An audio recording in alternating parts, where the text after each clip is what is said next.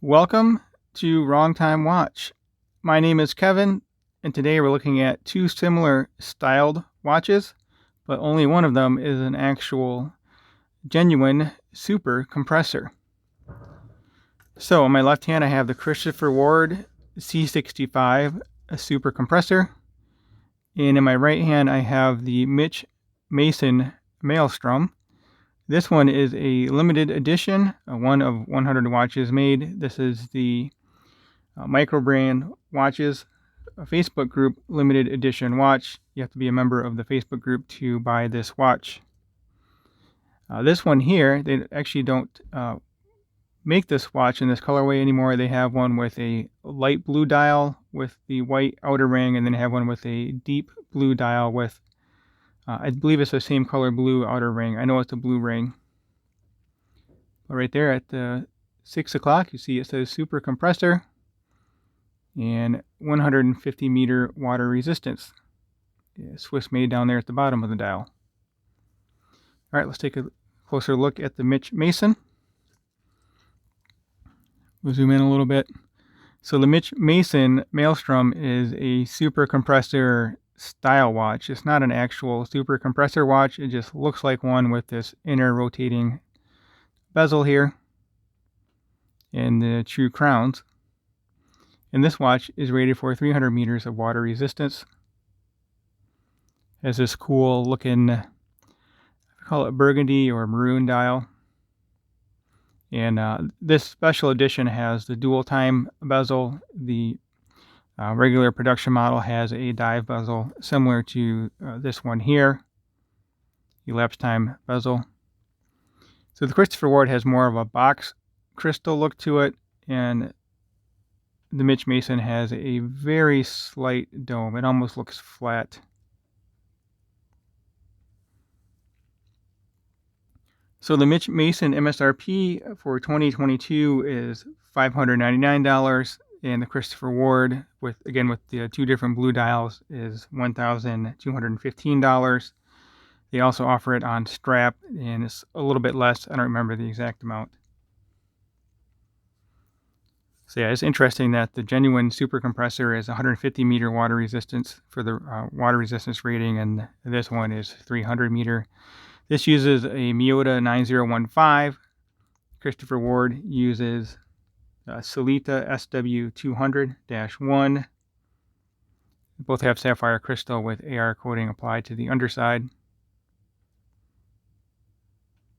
So one interesting difference is that the bezels work a little bit differently. So this one has a screw down crown at the 2 o'clock position, and you can rotate the bezel either way. I've had experience with similar watch to this before the Christopher Ward.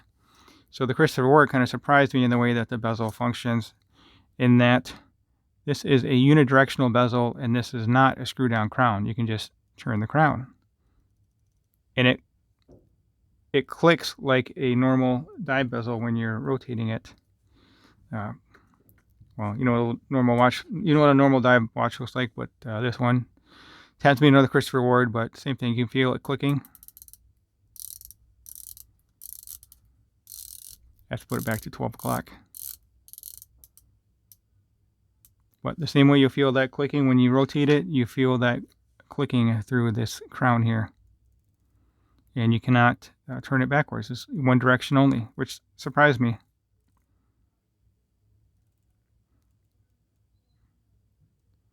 So I'm not sure which one I prefer. I think I kind of prefer this one, but I was used to them being able to rotate either way. So it's a neat difference there. All right, I'll show you both of these watches. I'll go over the dimensions first, and then we'll talk about each watch individually. So the Maelstrom is 47 lug to lug. Christopher Ward, also 47 lug to lug.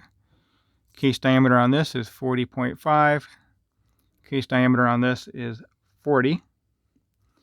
Thickness for the Mitch Mason is 12.7 millimeter, and then the Christopher Ward is 13.2, so a half millimeter thicker and half the water resistance. So the crowns on the Mitch Mason are 6.4 millimeter, and the crowns on the Christopher Ward are 6.9 millimeter. They both have engraving on the crowns. Christopher Ward has a nice colored ring there. Looks to be orange. Kind of an anodized aluminum looking orange. One other difference is the lug width on the Mitch Mason is 20, and that tapers down to 16. Lug width on the Christopher Ward is 22, and that tapers down to 18. I actually prefer the size of the bracelet on the Mitch Mason. They're both comfortable on wrist, but this one maybe a little more comfortable due to the thinner bracelet. And actually it's more taper if you look at it as a ratio, but this one's 22 down to 18, and this one's 20 down to 16. The 4 millimeter difference is greater with the thinner lug width. Christopher Ward also has a toolless micro adjust, and it doesn't have the safety class. They both do have the dual pusher deployance, but I like the Christopher Ward system more than the Mitch Mason. You can just pull this, see, pull it that way and then pull that out. And then you can just push it in. So nice to have toolless micro adjust, quick and easy. And this one you have 6 micro adjusts on the side. This portion is milled, and then these two are stamped. Also, both watches do have quick release bracelets here. Nice engraving on this case back here. Probably the best engraving I've seen on a case back. But Christopher Ward has a display case back, which I like even more than a nicely engraved watch, especially when you can see that super compressor ring.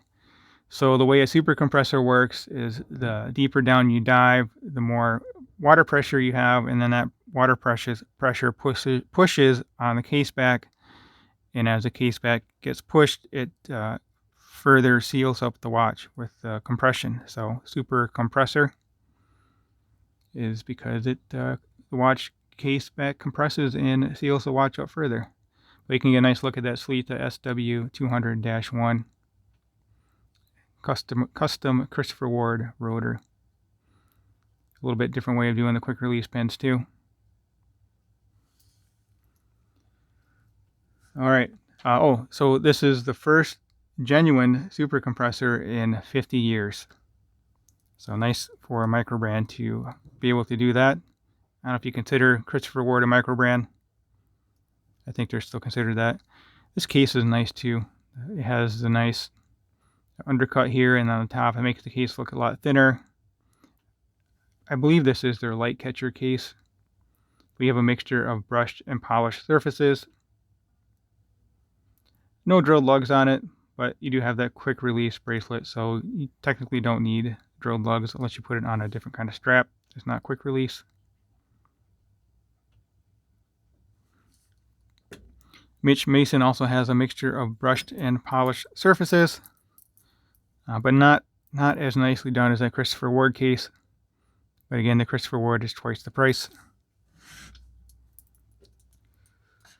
Hopefully the camera will focus a little better now.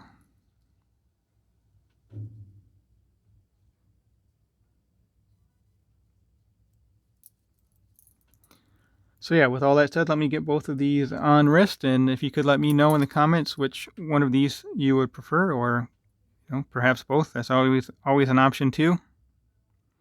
I'll leave a link to both of these watches in the description.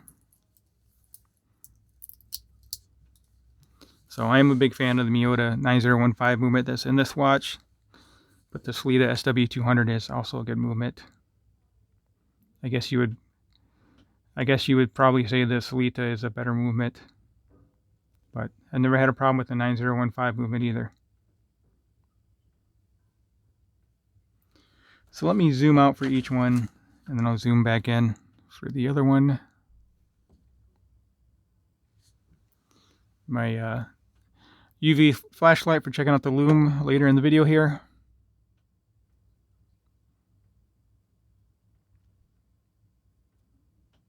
Yeah, this one, it just looks so large because the inner rotating bezel is the same color as the dial. It just looks really big as compared to, oh, I don't know, my Seiko SKX. I lost it for a minute. Or even this large, where did it go? It's trapped in my notepad here. The large bronze watch. It kind of looks smaller than that Maelstrom, but this is a 44 millimeter diameter watch, I believe. It's a pretty big watch. So anyway, let's set that off to the side, and we'll put on the my other Christopher Ward here.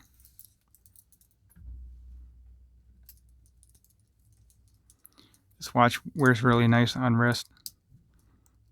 I would like a little bit thinner of a bracelet, but you know, it's not bad. 22 down to 18. It's much better than a 22 all the way down. It's a larger clasp, but anyway, yeah, it just looks so much smaller. I'll hold them side by side again at this zoomed out level.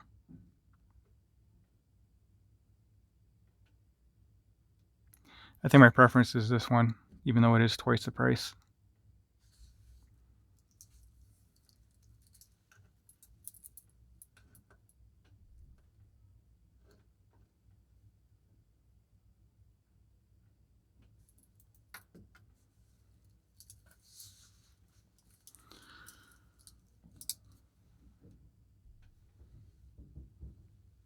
And here we are zoomed in. I think this is the first watch, and maybe even my only watch, with a brown dial. I never thought I would like a watch with a brown dial, but the brown and orange is a great combination, and the way the color kind of changes with that brown dial, it looks good. So the Christopher Ward also has applied indices.